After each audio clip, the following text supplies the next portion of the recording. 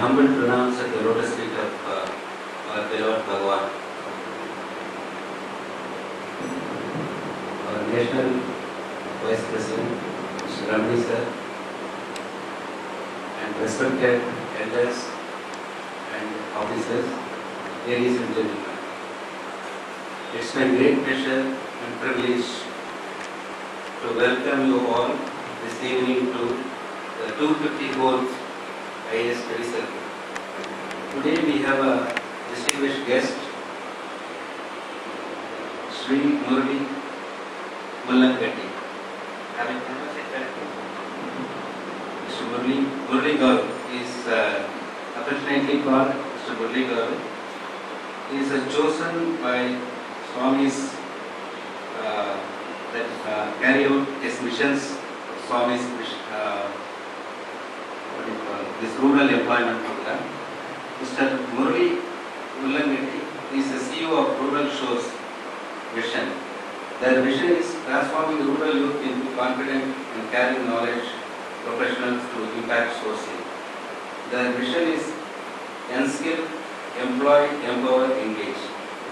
So he is going to take us through the vision in the rural employment, Swami's mission in the rural employment, and also share his experiences with Swami, and also about the project, how this rural employment is going to benefit the society. So I will now request Murali Garu to come and take the stage.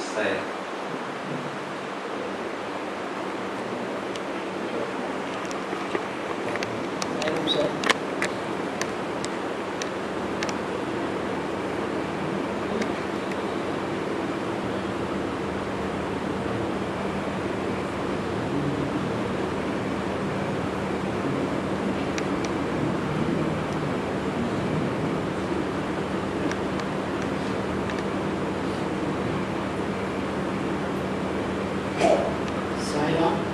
I know.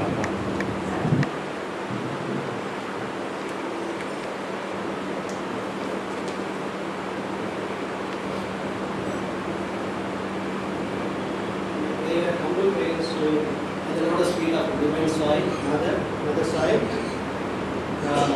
As Mr. Ravi Kumar mentioned, I am going to talk about one of the Swami's mission.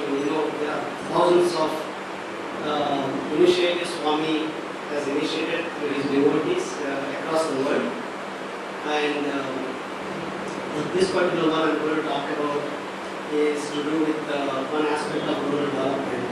You all know that the rural development comes close to Swami's heart, right?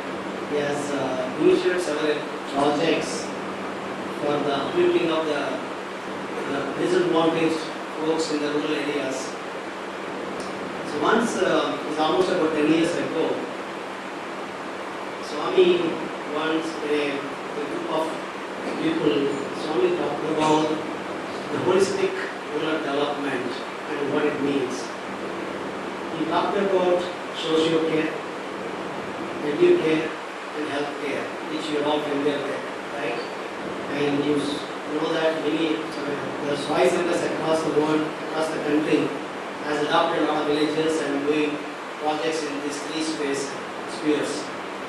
There is one other aspect Swami talked about, which we only don't hear outside, which is ethno-care. Swami said, unless we put money into the pockets of the people there, lead to the employment, sustainable employment, that circle of this the holistic development doesn't become a virtuous cycle. So in order to make it virtuous, there is a fourth element has to be plugged into that cycle, that is ethno-care. And he elaborated by saying that ethno-care, which means providing employment opportunity, sustainable employment to particularly the youth, the rural youth, in their own doorstep, rather than you all seen that because of lack of opportunities in the rural areas, people have been migrating to the cities, right? By giving the opportunities at their doorstep, you make them stay where they are, take care of their parents, their families, and also take care of their primary occupation, whatever it is, farming. So this is the another dimension that Swami brought out, and he said this has to be done. It cannot be done by charitable organizations or NGOs or non-profit organizations. It has to be done by commercial principles, using commercial principles on a profit basis. Then only it can sustain. Generally, Swami, you don't hear this aspect of Swami. When you hear these things, people though we know that Swami knows everything. When you hear these things, Swami knows business also. So you get to know different aspects. So Swami talked about being profitable and nothing wrong with being profitable. You need to be profitable in order to bring sustainability and scalability to this kind of initiatives. It only can be done by the corporates or people who are business background, blended with the social desire, doing something in the society. You have to come forward and carry this mission. It cannot be done by the NGOs, it cannot be done by the Sai Trust. So when Swami narrated this in a close group of people, rural development, rural employment and rural education has been close to my heart too. So when I first time heard that, I said, if there is something I could be part of this initiative, it would be great. And I've been thinking, what is that we can do, I can do it personally, with my business background and experience that I have. Is there anything that I can, is there a message for me, for this Swami relating to me? So I was kind of mulling over this concept and trying to see what that I can do. Talked about a lot of things, bringing some schemes to the rural areas, self-employing the people and all. But none of those things satisfy me from the standpoint of scalability. Okay, whatever we need to do, it is Swami's mission. Swami has directed and instructed this group of people, and it is actually some role for me in this. If we are to do this, it has to be befitting Swami's level of projects that he does. It's all grandeur, big scale, mammoth initiatives. So I've been thinking along those lines, and then of course I would pray to him only to guide me. So 2 years later,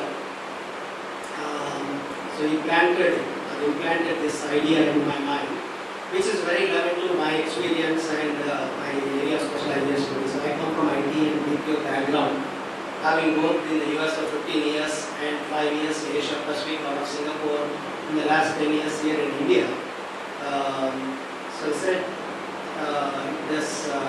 this concept came to, the idea came planted by Swami through an experience with my previous employer. I was running before, started this initiative, I was managing director of a European IT BPO company called Jansa.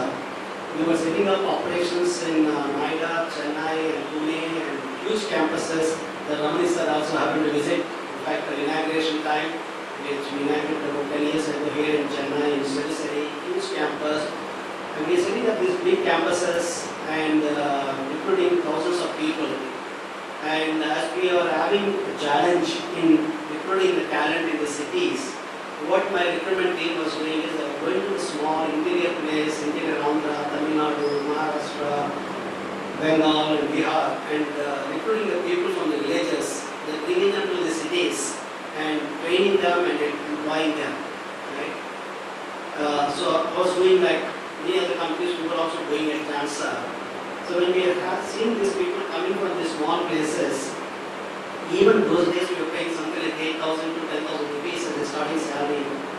This is a lot of money for them. It appeared to be a lot of money coming from the village.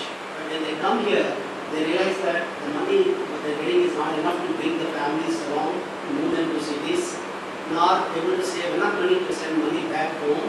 So they're kind of at loss and lost in this big concrete jungles.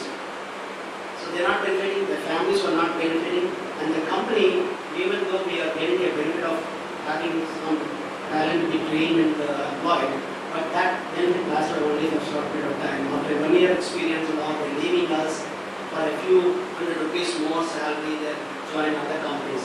So we kind of facing this huge attrition issue and at the same time not able to provide any benefit to the candidates. So that that is when this idea came to mind. If these people who can do the job well, even the adequate training, do the job well, then why do we have to bring the people to the jobs? Why can't we take the jobs to the people themselves and actually do what we are doing in the cities, in the rural areas? So that's how Swami, through that experience, landed that idea in my mind. And soon enough, I put it in a concept paper and it's a few slides, PowerPoint presentation, take it to Apr'14 and sit it there. And Swami came to me and said, "What is that?" So I told Swami and said, "Swami, this is with your prompt, Sankalpa, this idea came to my mind, and this is the initiative." Swami looked at every slide, and then came back to the first slide, the executive summary slide, quit, and said, "This is my project. You go and do it. I'll be with you all the time, every time." So that's how he blessed and initiated this project. And so we launched this initiative in 2008. The concept is very simple. You all heard of onshore, nearshore, and offshore. 25 years ago, this whole offshore movement started, which means bringing the work, doing the work of the multinationals in the US and Europe, from cities like Chennai, Bangalore, and Mumbai, and all these places, employing educated young youth and training them and have them do the process work and technology work from this for clients who are thousands of miles away. Now, the next step is rural shores. Even the name actually came with Swami's Sankalpa. They are taking the offshore concept to the next level, which is taking it and doing it in the rural India. So that is how the rural shores name came up. So ideally used to do the process work of the clients from remote parts, leveraging the technology and the connectivity that's available even now in the rural area with mobile penetration. Do the work for the clients for thousands of miles a day. So, and the only thing is the centers cannot be large enough. Like if you look at it here, TCS in Sri.Murali has 10,000 seat facility, which means they can employ nearly 25,000 people in 3 shifts, right? Similarly, Jansa, we set up a 5,000 seater facility. Every company. Whereas when you are operating in the rural area, you will have to these smaller centers, 100 seats, 150 seats, employing 250 to 300 people in 2 shifts. We don't want to do in the night shift and third shift. So in 2 shifts. The smaller centers, employing people with 12 standard and above, put them through a training program, and these people never seen a computer in their life. They were walking into the center. So we put them through foundation training, which is providing the basic skills development in basic English, basic computer skills, soft skills, and then train them and then put them into pre-process training. For instance, we're talking about insurance claims processing. They don't know what insurance really means. So we need to first explain to them how an insurance company works, how a bank works, how a telecom company works, and before you start them training on the process itself, which they're going to perform. So training them and then deploy them on the process and deliver the service to the clients, which are thousands of kilometers away from the place where we are operating. So this is the whole concept. The mission is, as Mr. Kumar mentioned, is unskill, employ, empower, and engage. First is training, then employment. Once we give employment and they start building the confidence and then start delivering it, they feel empowered. So make them feel empowered and then engage them. The final and the last part is, once they have the confidence and they're doing the work and they become a knowledge professional, then use them to actually make them to become a socially responsible citizens and do some activities, service activities in their own communities for the upliftment of the communities in and around. So that's how we engaging them in the community activities. So these are the 4 aspects of this mission. The objective is to set up nearly 500 centers, such centers across the country. There are 500 rural districts. There are 640 districts, out of which nearly about 100 of them are rural districts, which are in urban districts like Chennai, Bangalore and all. Then there are about 20-30 remote districts such as Leh, Ladakh and some of the northeastern districts. But then there are 500 rural districts. The idea is to set up one center in each of these rural districts, employing 200 people in each center, thus providing employment opportunities for 1 lakh rural youth. That is the size and the scale of the mission that Swami blessed in the executive summary slide of that one. That's why we came back to that particular one, which shows that it is providing employment for 1 lakh. Only God only knows, He only knows how He planted that idea of 500 centers. I didn't even know at that time there are 500 rural districts. The 500 district, 500 centers just came like that. Every aspect of the mission that we were carrying on in the last 5 years ever since we started, you just have to think of Him and He does the things. You know, He's been carrying His mission like that. Today, this initiative started about 5 years ago. In the 5 years today, we have 20 centers set up across 10 states, and we have nearly more than 2,000 rural youth employed, and another operation centers will become operational in the next 6 months. This year alone, in 14-15, that number of centers is going to be doubling to nearly 40, and the number of people will be 4,000 plus. So we reached a point now, an inflection point where there's enough momentum to take it to that 500 centers in the next 10 years. So there's enough traction and acceptability in the market. The first few years, obviously, being a new concept, there is a challenge in convincing the corporates and the industries that this can be done. You know, so it took a little while, but now with the nearly about 30 customers, clients, it's all blue chip clients like HDFC, E&Y, Godrej, Unilever, and Vodafone, Airtel. The blue chip clients doing 40 to nearly 55 processes. There's enough to showcase to the other prospect markets and say that this can be done. And we have references from client references. So we reached the inflection point. Now I want to talk about how Swami been guiding us in this project. You know, in His divine hand. It has been seen not only by myself, but also the co-promoters. 6 of us actually came. Even that, how He brought us the promoters is also His design. The 6 of us who started this after the Swami initially blessed this and said, go and do it. And we're working on the business plan. Swami connected me with a few others who can bring certain degree of expertise that they have. So there is one gentleman who brings a financial modeling expertise. He was ex-finance officer of Wipro. Then there is a person who brings IT, the technology expertise. He was ex-CIO of HDFC Bank, Mr. C.M. Long. And then there is a corporate governance and statutory legal expert from E&Y, a senior partner of E&Y from Delhi, Mr. D.V. Ranganathan. Then there is a gentleman called Sudhakar Ram who is very strategic. He is the CMD of Mastek out of Mumbai, and he brings a lot of strategic perspective. And then finally we have a Chennai-based entrepreneur, Sujata Raju. She brings a lot of process expertise and domain expertise. So with taking the input from all of them, we put together a business plan and launched this initiative. Then eventually all became promoters with our own seed money. We started this initiative.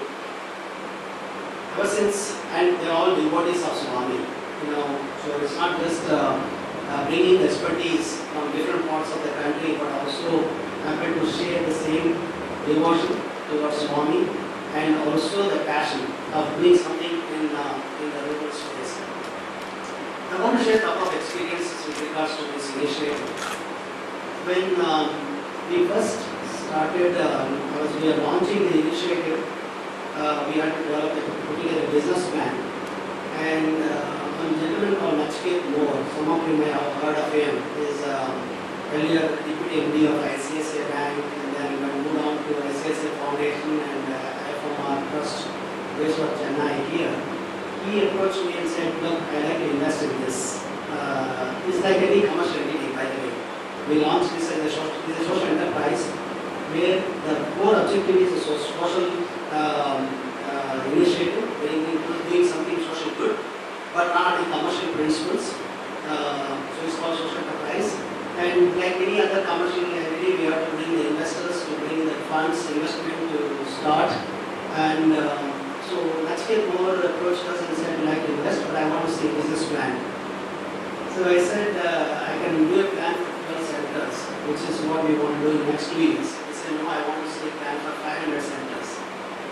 I said, okay, give me 6 weeks time, I'll bring it. But then I was not sure how to do it, a plan for 500 centers. We had not even started the operations. We had not even registered the company. Now you have to sit down and do a plan for 500 centers. Again, like anything else, went to Swami and said, you need to guide. Believe it or not, as I was sitting down and one day I'd say, okay, today I want to do technology aspects of the business plan. And I just goes, went to Swami, and then comes all the thoughts about how this technology to be enabled, to be used as an enabler to build this scale. So all the aspects of the architecture, the dimensions, the contours of the entire technology aspects will come. Similarly, the financial model, the operating model, the entire business model emerged in 4 weeks time. It will be very difficult for anybody to sit down and do a business plan of this scale, even without any experience of doing, starting this, right? And then you realize that, okay, what is our plan? 5 years later, if I sit down and look at the business plan that was emerged 5 years ago, today 95% of the plan was intact. We are executing as per the plan that Swami has directed us 5 years ago. Only 5% here and there, minor changes, adjustments have to be made.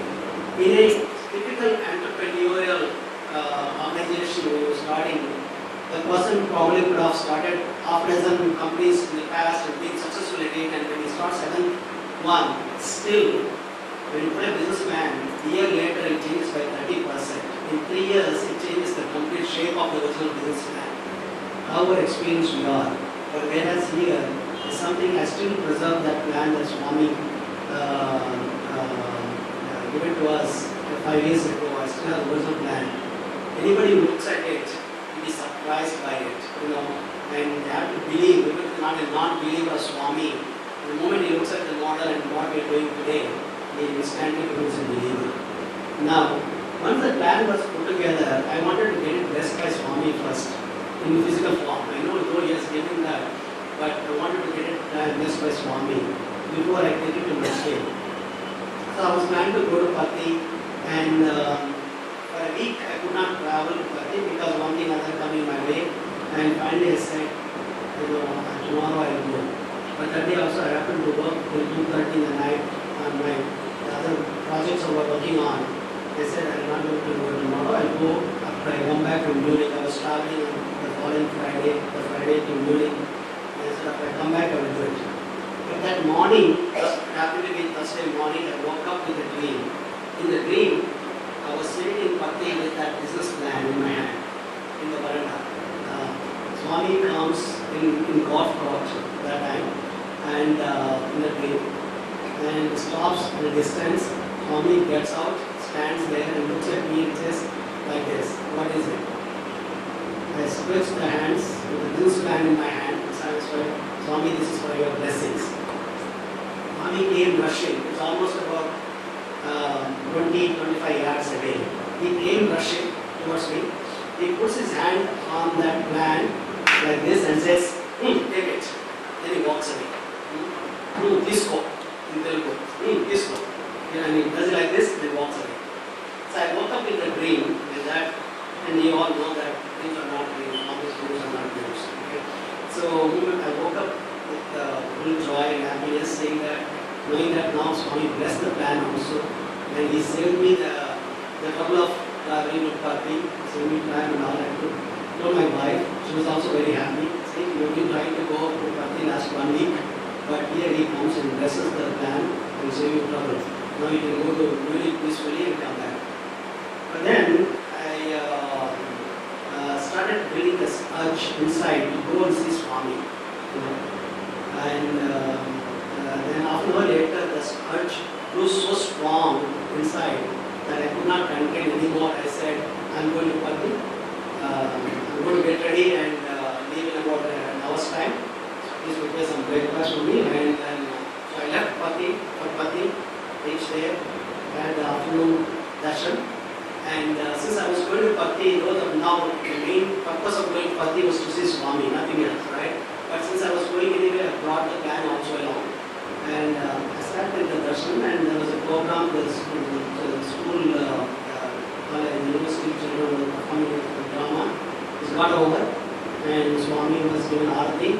And as Swami was being wheeled towards the car, I got up with this man, and I didn't, generally I don't do this because without Swami's permission or Swami giving a signal, that's, I think none of us would do this, right?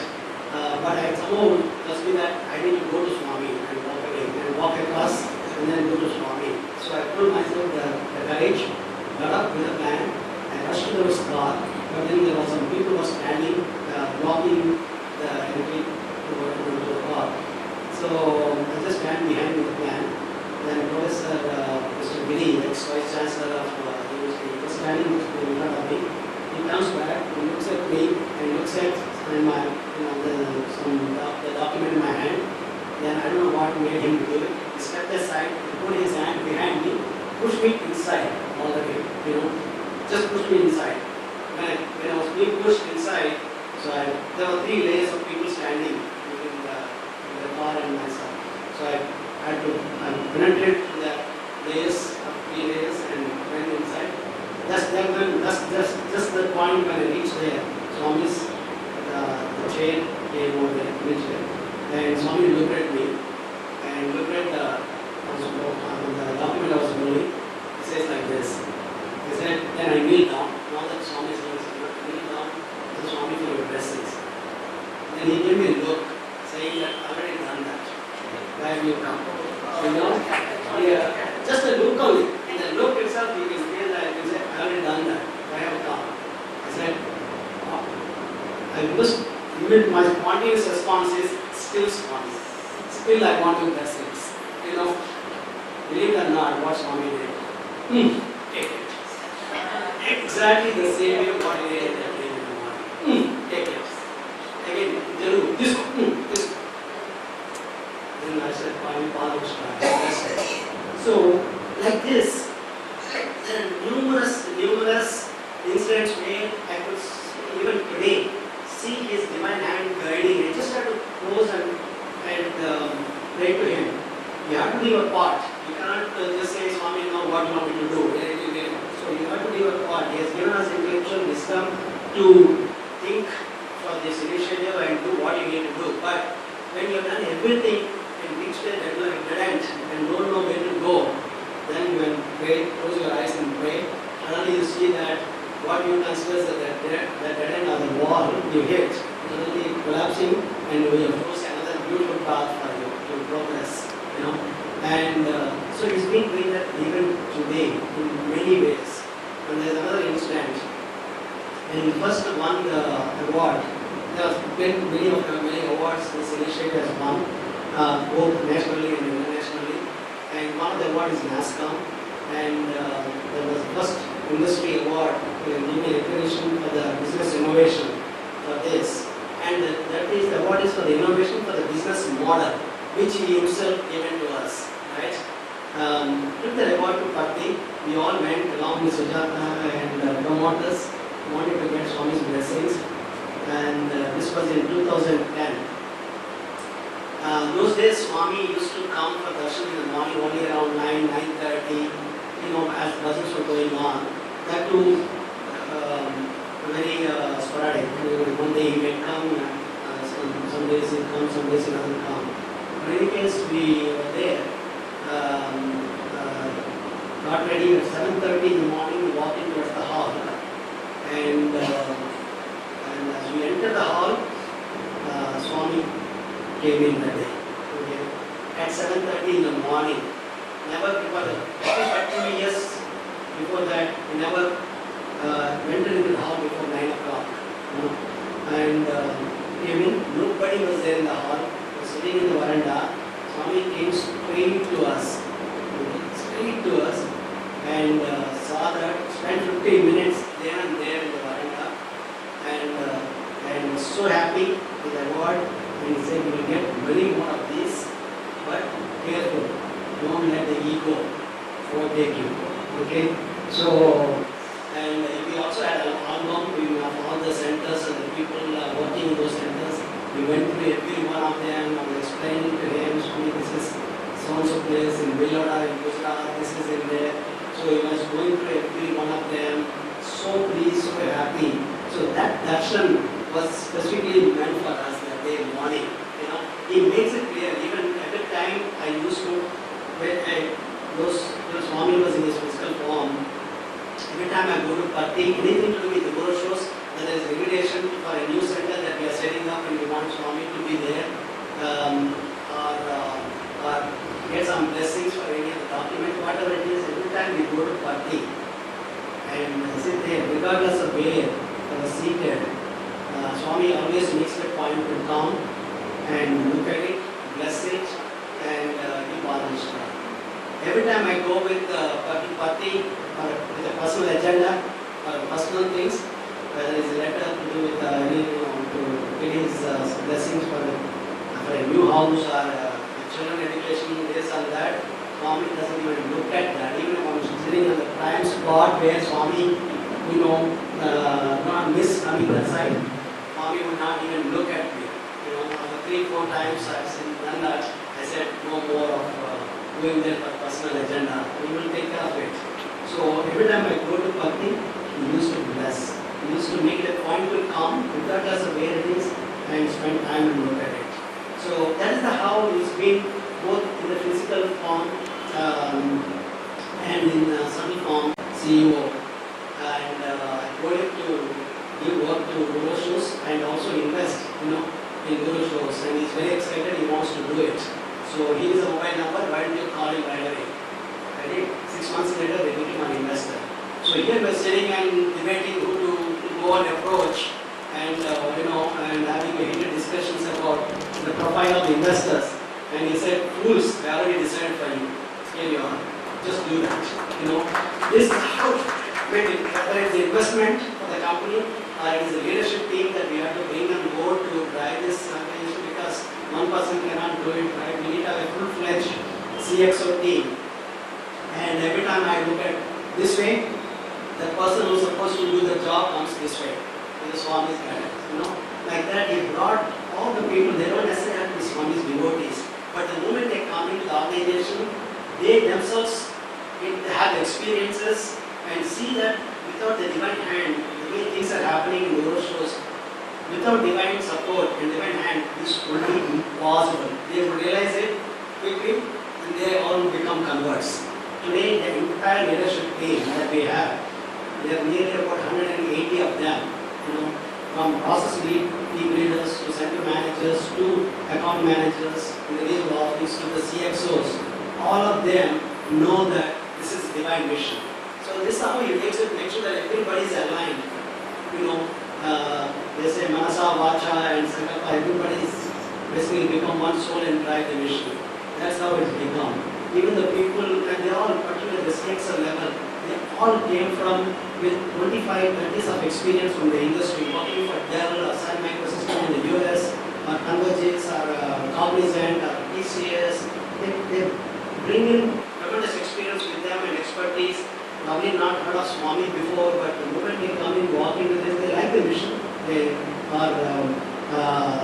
have the passion. They come with a passion, but very soon they realize that whatever the work they are doing, their responsibilities, they suddenly see His divine hand playing the hand.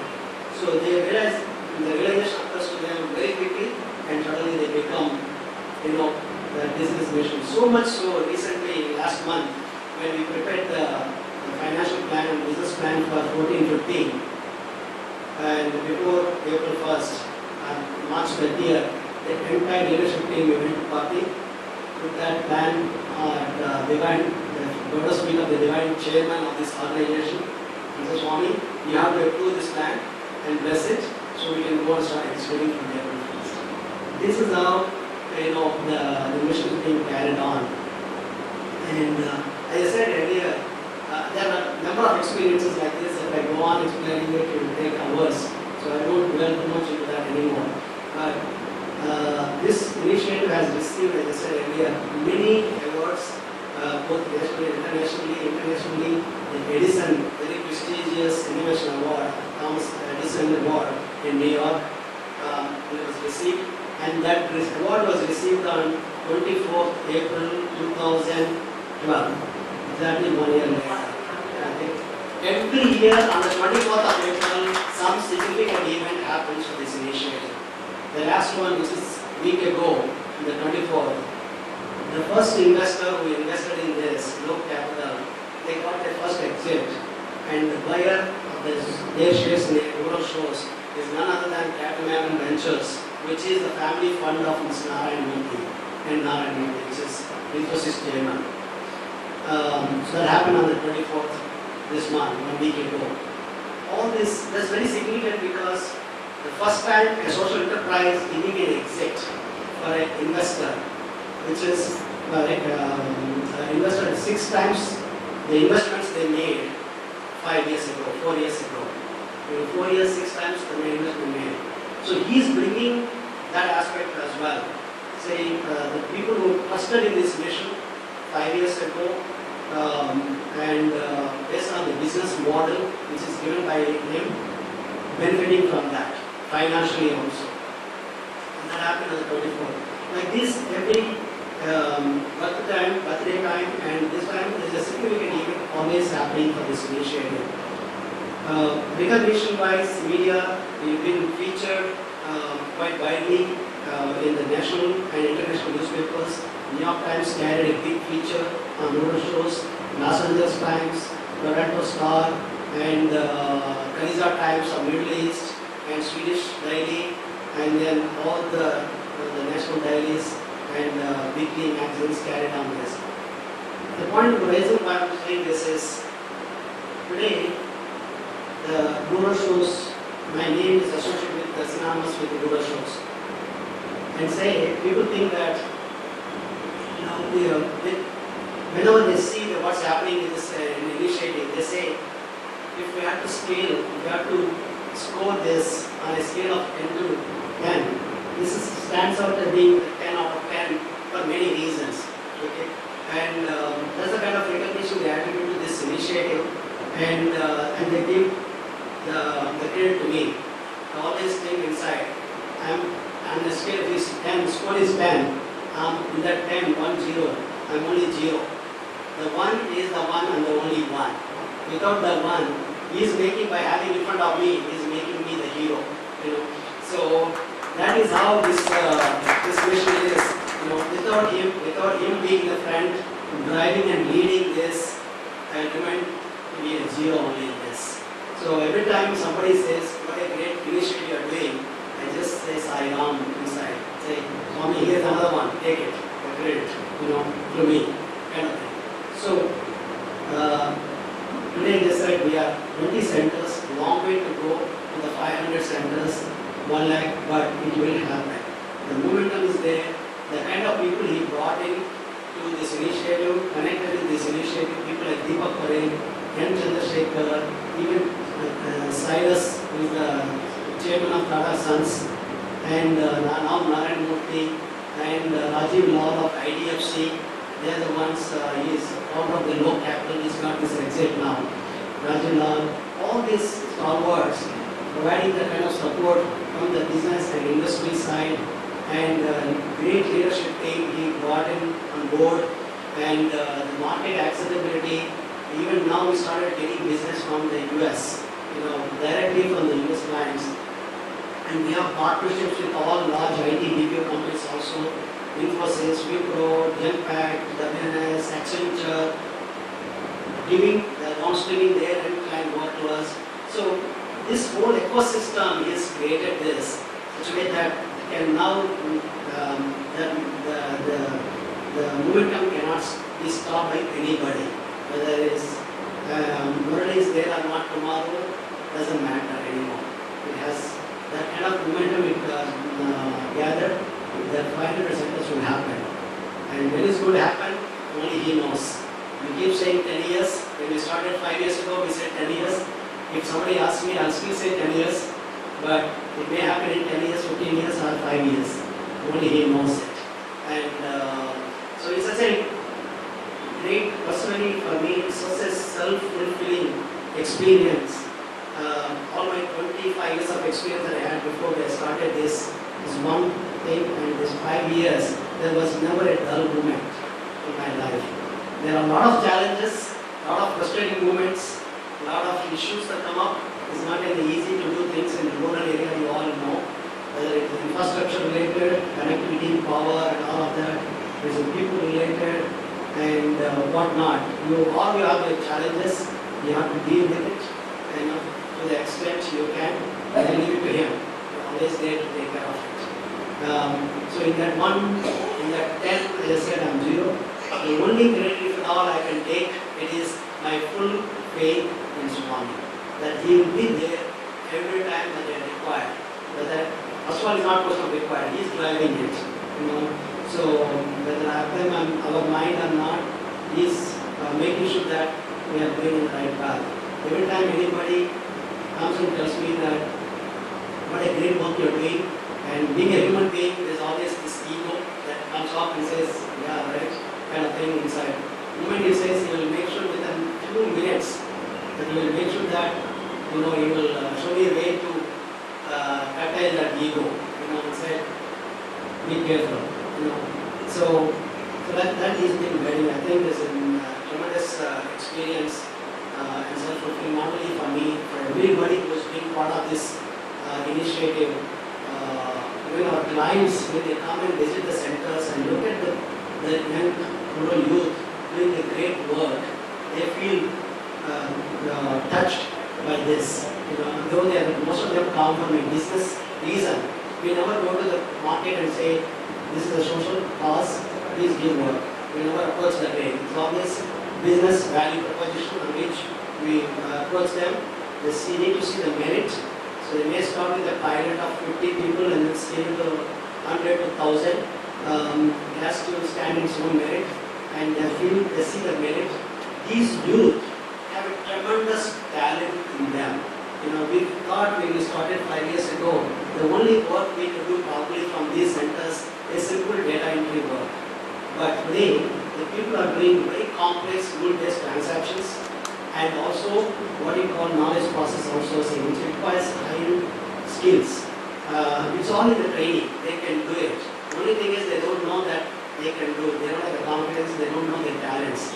It is bringing up the talents, hand-holding them, building the confidence, and then 6 months later, they do a tremendous job. And so much so that with a full commitment and dedication, it shows in the quality. Of the 55 processes we'll be doing today for this 30 and odd clients, not even a single process has an issue. The quality is superb, meaning the service level agreements are exceeding those agreements. Every one of our clients is very happy with the quality that's coming out, which is superior than the quality of work that's coming out of the centers here. So that's how this is emerging, this whole mission.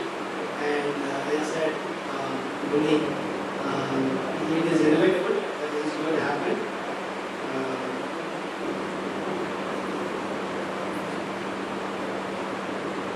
And so I thought I already shared. I don't know how much time I have. Been requested to share.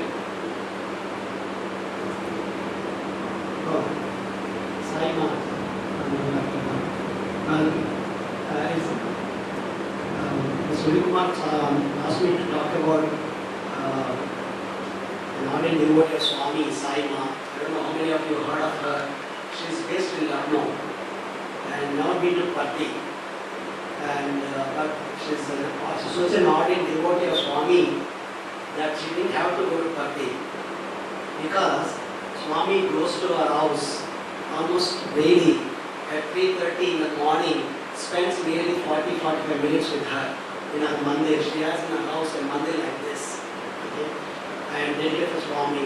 And she has a sofa, and he comes and sits on the sofa, and she gets up at 2:30 and gets ready to receive Swami with Abhishekam, milk and all. The moment Swami comes in, she does the Abhishekam with milk and then interacts with Swami for about half an hour, and then that happens even today.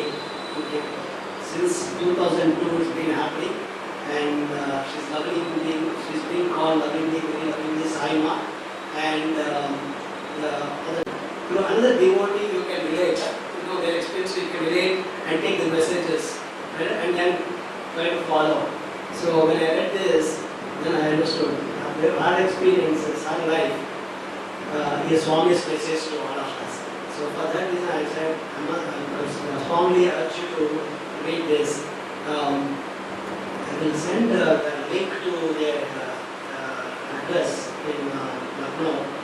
If you don't get it here, you can order and get those. Unfortunately, I ran out of time. When the moment I read it, somebody gave me as a new gift. And the moment I read it, I was so touched by it. Immediately ordered about 25 books and distributed it.